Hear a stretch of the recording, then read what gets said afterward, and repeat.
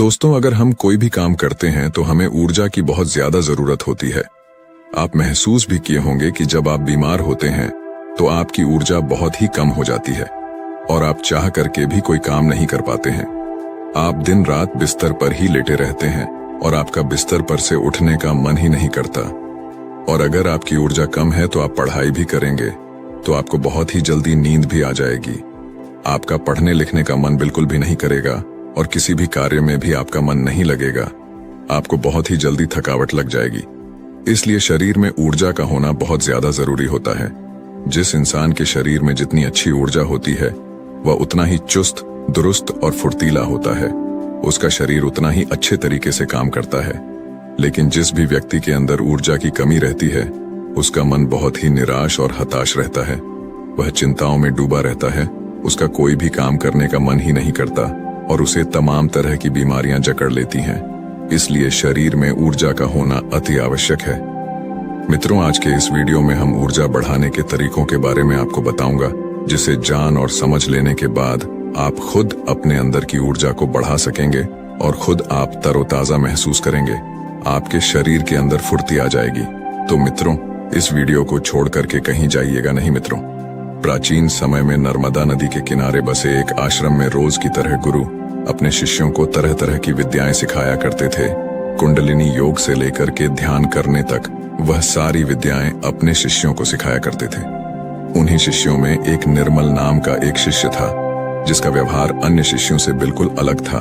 उसके शरीर में ऊर्जा रहती ही नहीं थी। वह हर समय थका थका सा रहता था। एक बार की बात है, गुरु रोज की तरह अपने शिष्यों को ज्ञान का उपदेश दे रहे थे। उपदेश के बीच में ही निर्मल को नींद आ गई और गुरु की नजर अचानक निर्मल पर पड़ गई। फिर गुरु को गुस्सा भी आया।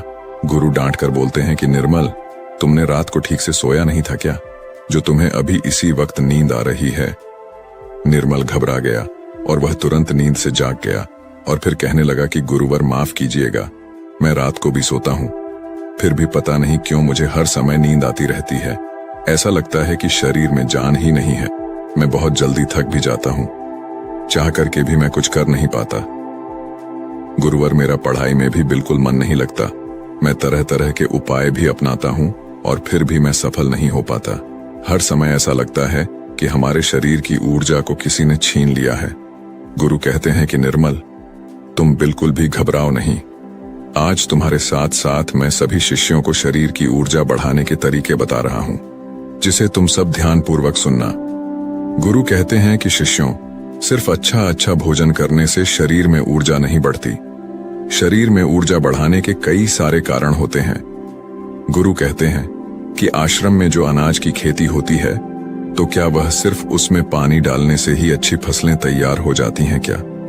सभी शिष्य कहते हैं कि नहीं गुरुवर, उसमें तो खाद माटी के साथ साथ तमाम चीजें डालनी पड़ती हैं, तब जाकर के फसल अच्छी तैयार होती है। गुरु कहते हैं कि अगर खेतों में पौधों को सिर्फ पानी ही डाला जाए तो क्या फसलों की पैदावार अच्छी होगी? सभी शिष्य कहते हैं कि नहीं गुरुवर, ऐसे में तो फसलें मुरझा जाएंगी। गुरु कहते हैं कि ठीक उसी प्रकार हमारे शरीर की भी हालत होती है। अगर हम सिर्फ खाना ही खाएंगे अच्छा तो भी हमारे शरीर में ऊर्जा नहीं पैदा होगी। अच्छी ऊर्जा पैदा करने के लिए कई सारे तरीके होते हैं। उनमें पहला तरीका है कम खाने की आदत डालो। सभी शेष गुरु की इस बात को सुनकर के आश्चर्यचकित हो जाते हैं कि गुरुवर, अगर हम लोग बहुत कम खाना खाएंगे तो फिर हमारे शरीर में ऊर्जा कहां से आएगी? गुरु कहते हैं कि यही तो आज तक तुम सब समझ ही नहीं पाए। लोग सोचते हैं कि ज्यादा खाना खाएंगे तो शरीर में ताकत बढ़ेगी। ऐसा कुछ भी नहीं होता है। आप खाना पर्याप्त मात्रा में लीजिए, बल्कि मैं तो यह कहूंगा कि जितना आपको भूख है उससे थोड़ा कम ही खाइए।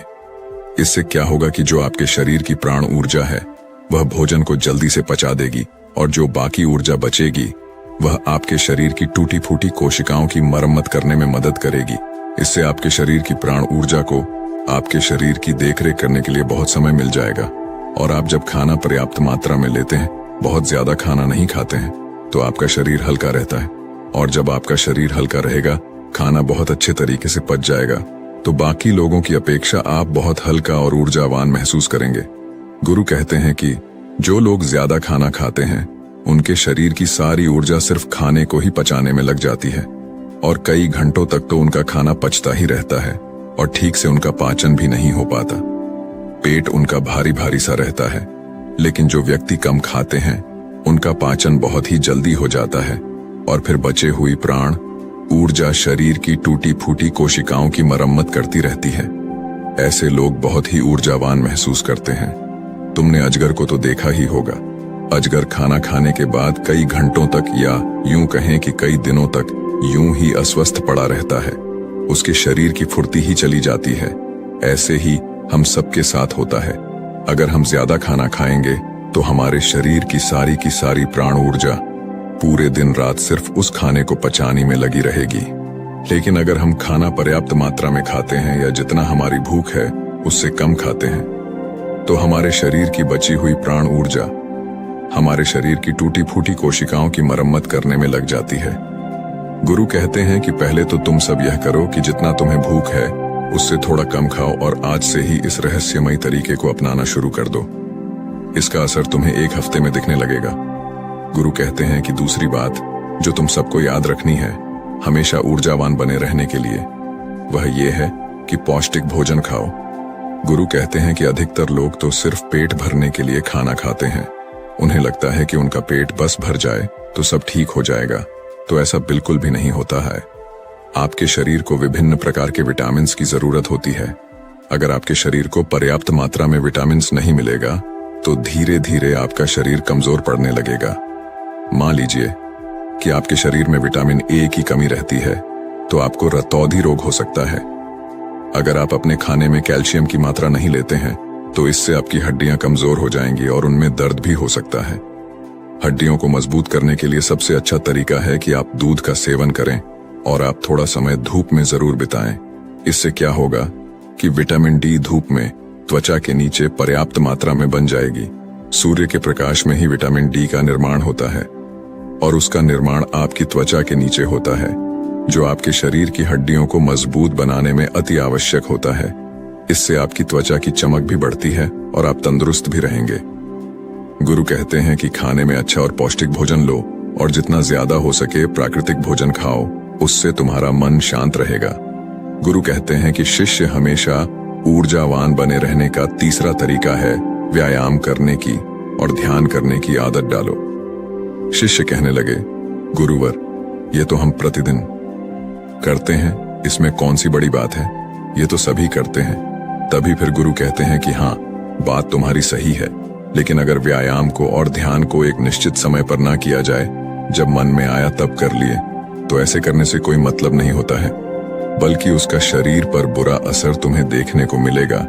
इसलिए सबसे ज्यादा जरूरी यह है कि व्यायाम और ध्यान को एक निश्चित समय में करो। गुरु कहते हैं कि प्रातः के समय व्यायाम शुरू करो, फिर होगा क्या कि तुम्हारे शरीर की ऊर्जा बढ़ने लगेगी और तुम्हारे शरीर में फुर्ती भी आने लगेगी, क्योंकि व्यायाम करने से शरीर के सभी अंग मजबूत होते हैं और उनके कार्य करने की क्षमता भी बढ़ती है। तो इससे तुम दिन में काफी समय तक ऊर्जा से भरे रहोगे। ऊर्जावान महसूस करोगे। जब धीरे धीरे ऊर्जा घटने लगेगी तो फिर अगला दिन आ जाएगा, तो तुम अगले दिन ठीक उसी समय पर व्यायाम करना, तुम्हारा शरीर ऊर्जा से भरा रहेगा। लेकिन सबसे ज्यादा जरूरी यह है कि व्यायाम और ध्यान को एक निश्चित समय पर करना, तभी इसका प्रभाव तुम्हें देखने को मिलेगा। और प्रतिदिन तुम सुबह और रात को जब सोने जाओ तो ध्यान में लीन हो जाओ। ध्यान की ताकत बहुत ही ज्यादा बड़ी होती है। ध्यान से तुम खुद के मन और मस्तिष्क को काबू में कर सकते हो। ध्यान से तुम्हारे शरीर की प्रक्रिया अच्छे तरीके से चलेगी। ध्यान में बहुत ताकत होती है। तुम सुबह और ध्यान की गहराइयों में जरूर जाना। गुरु कहते हैं कि शिष्यों, चौथा उपाय है अपने शरीर की ऊर्जा बढ़ाने का। वह यह है कि तुम्हें चिंता को अपने वश में करना होगा। गुरु कहते हैं कि शिष्यों, अभी तुम सब बच्चे हो, अभी तुम सबको उतनी फिक्र नहीं है, लेकिन जब तुम धीरे धीरे बड़े होने लगोगे तो तुम्हारे ऊपर भी जिम्मेदारियों का बोझ आएगा, तो तुम्हारे ऊपर तमाम कामों का बोझ रहेगा। मैं यह नहीं कह रहा हूं कि तुम चिंता से हमेशा के लिए मुक्त हो सकते हो, लेकिन हाँ, अगर तुम समझकर चलो कि चिंता को कैसे रोका जाए, उसे कैसे अपने से दूर रखना है, उसे खुद पर हावी नहीं होने देना है, तो तुम बहुत ही समझदार व्यक्ति कहलाओगे। क्योंकि चिंता ही एक ऐसी बीमारी है जो तुम्हारे शरीर को हर वक्त जलाती रहती है। जो व्यक्ति जितना गहराई से और जितना अंदर से चिंता करता है वह बहुत ही ज्यादा परेशान रहता है। उसके शरीर की ऊर्जा को चिंता खुद छीन लेती है और जिसके जीवन में चिंता ज्यादा है वह मानसिक रूप से भी बीमार रहता है। इसलिए तुम सबको चिंता पर काबू पाना होगा। चिंता करने से ना तो हमारा भविष्य बदलता है और ना ही हमारा भूतकाल। चिंता सिर्फ और सिर्फ हमारे शरीर को हमसे छीन ले जाती है, हमारे सुख चैन को हमसे छीन ले जाती है। इसलिए जिस चीज को लेकर तुम्हें चिंता हो रही है, एक बार गौर से ध्यान में बैठ करके उसे देखने की कोशिश करो कि क्या वाकई में वह बात चिंता करने लायक है कि या नहीं। तब तुम पाओगे कि तुम 70 से 80% तो चिंता बेफजूल की बातों को लेकर के सोच रहे हो, जिनका कि वास्तव में कोई मतलब नहीं है। जिस भी बात को तुम जितना ज्यादा पकड़ कर रखोगे वह बात तुम्हें बहुत ही ज्यादा सताएगी। इसलिए जो हो रहा है उसे होने दो, क्योंकि अगर तुम्हारा शरीर स्वस्थ रहेगा, तुम ऊर्जावान बने रहोगे, तो तुम चिंता से भी निपट लोगे। इसीलिए शिष्यों, अगर तुम्हें ऊर्जावान बने रहना है तो चिंता को अपने काबू में करना होगा। और इसके लिए आप प्रतिदिन ध्यान और व्यायाम की क्रिया जरूर शुरू करो। गुरु कहते हैं कि हमेशा ऊर्जावान बने रहने का 5वां नियम है, समय की गति के अनुसार चलो।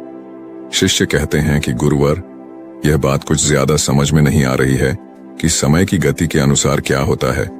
गुरु कहते हैं कि जब सुबह होती है तो चिड़ियां चहचहाने लगती हैं, पौधों के फूल खिल जाते हैं, पत्तियां हरी भरी हो जाती हैं, वह भी सूर्य के प्रकाश में अपने भोजन का निर्माण करने लगती है, कलियां भी खिलने लगती हैं और चारों तरफ पेड़ पौधे ऊर्जा से भर जाते हैं। इसी प्रकार तुम्हारा शरीर भी होता है।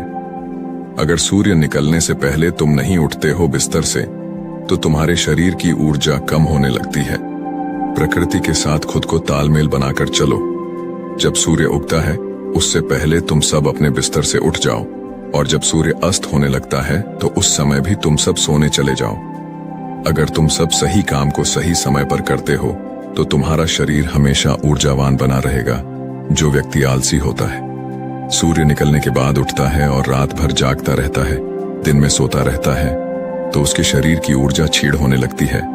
क्योंकि अगर तुम प्रकृति के साथ खुद को तालमेल बैठाकर नहीं चलोगे तो तुम्हारे शरीर की ऊर्जा कम होने लगेगी। इसलिए अपने सभी कार्यों को समय के अनुसार करो। जब तुम समय के अनुसार कार्य को करोगे तो तुम्हारा शरीर भी स्वस्थ रहेगा और तुम्हें कार्य करने की चिंता भी नहीं रहेगी, क्योंकि तुमने अपने कार्य को सही समय पर कर लिया। कुछ लोगों को नींद रात में इसलिए नहीं आती है क्योंकि एक तो चिंता उन्हें बहुत सताती रहती है और दूसरी बात यह है कि वह समय के अनुसार चलते भी नहीं। इसलिए अगर तुम्हें लंबी जिंदगी जीना है तो अपने कार्यों को समय के अनुसार करो। गुरु कहते हैं कि हमेशा ऊर्जावान बने रहने का 6ठा नियम है, खुद पर ध्यान दो। गुरु कहते हैं कि यह बहुत ही शक्तिशाली नियम है। खुद पर ध्यान देने का मतलब यह है कि तुम सब खुद से खुद को प्यार करो, खुद के लिए अच्छा सोचो। कई बार होता है कि कुछ लोग दूसरों की जिंदगी से बहुत ही ज्यादा निराश रहते हैं। अगर कोई दूसरा विकास कर रहा है तो उससे बहुत ही ज्यादा परेशान रहते हैं। उससे उनके अंदर जलन की भावना उत्पन्न होने लगती है, और जो व्यक्ति दूसरों के विकास से दुखी रहता है तो उसके अंदर जलन की भावना पैदा हो जाती है। तो धीरे धीरे उसका शरीर ऊर्जा से छीड़ होने लगता है। इसलिए दूसरों पर ध्यान देने की बजाय खुद पर ध्यान दो, खुद को बेहतर बनाने में लग जाओ। जब तुम पूरी ऊर्जा के साथ खुद को बेहतर बनाने में लगोगे तो तुम्हारे कार्य जरूर सफल होंगे।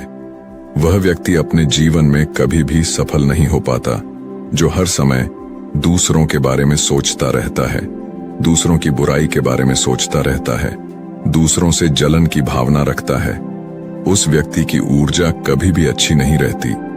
लेकिन वहीं पर जो व्यक्ति अपने बारे में अच्छा सोचता है और दूसरों के भी बारे में अच्छा सोचता है तो उसकी ऊर्जा हमेशा बनी रहती है। इसलिए अपनी ऊर्जा को अगर बढ़ाना है तो खुद के बारे में अच्छा सोचो और खुद से बहुत प्यार करो। जब कोई इंसान किसी दूसरे व्यक्ति से जलता रहता है तो उसके हार्मोन्स नकारात्मक होने लगते हैं और अच्छे हार्मोन्स कभी भी उसके शरीर से स्रावित ही नहीं हो पाते, जिससे उसकी ऊर्जा कम होने लगती है। लेकिन वहीं पर जो व्यक्ति अच्छा सोचता है, पॉजिटिव रहता है, तो उसके शरीर के सभी हार्मोन्स सकारात्मक तरीके से निकलते रहते हैं, जिससे उसके शरीर में ऊर्जा बनी रहती है। गुरु कहते हैं कि हमेशा ऊर्जावान बने रहने का 7वां नियम है, सकारात्मक रहें। कैसी भी सिचुएशन तुम्हारी जिंदगी में आ जाए, तुम्हें हमेशा सकारात्मक बने रहना होगा। जो व्यक्ति जितना ज्यादा सकारात्मक होता है उसकी सोच उतनी ही ज्यादा सकारात्मक होती है। वह उतना ही अच्छे तरीके से परेशानियों से निपट सकता है। लेकिन जिसके दिमाग में हमेशा नकारात्मक बातें ही भरी रहती हैं, वह नकारात्मक बातें ही सोचता रहता है, तो उसकी ऊर्जा लगातार नीचे की तरफ बहती रहती है, जिससे उसके शरीर की ऊर्जा धीरे धीरे क्षीण होने लगती है। लेकिन जिस भी व्यक्ति के अंदर सकारात्मक भावनाएं पैदा होती हैं, सकारात्मक बातें वह सोचता है, तो उसके अंदर की ऊर्जा ऊपर की तरफ बहती है। और जब ऊर्जा ऊपर की तरफ बहती है तो वह किसी भी कार्य पर, किसी भी तत्व पर बहुत ही अच्छे तरीके से सोच पाता है। और जब वह किसी कार्य को करता है तो उसमें वह सफल जरूर होता है। इसीलिए शिष्यों, हमेशा सकारात्मक बने रहना बहुत ज्यादा जरूरी होता है। जरूरी नहीं कि हर पल आप सकारात्मक ही रहे, लेकिन अगर आपकी सोच सकारात्मक है तो आप तमाम तरह की मुश्किलों से पार पा सकते हैं, मुश्किलों को अपनी जिंदगी से हरा सकते हैं। इसीलिए सकारात्मक सोच के साथ आगे बढ़ने का प्रयास जरूर करो। गुरु कहते हैं कि शिष्यों, यह 7 नियम अगर तुम सब अपना लेते हो तो तुम्हारे शरीर की ऊर्जा कभी भी कम नहीं होगी। हमेशा तुम ऊर्जावान बने रहोगे और निर्मल। तुम तो मेरी ये 7 बातें आज से ही अपनाना शुरू करो, और अभी से, ताकि तुम्हारे शरीर की ऊर्जा ऊपर की तरफ बहे और तुम सकारात्मक सोच सको। जब तुम्हारे शरीर की ऊर्जा ऊपर की तरफ बहेगी तो तुम्हें नींद भी समय पर आएगी। हर पल तुम्हें नींद नहीं आएगी और तुम्हारा शरीर ऊर्जा से भरा रहेगा।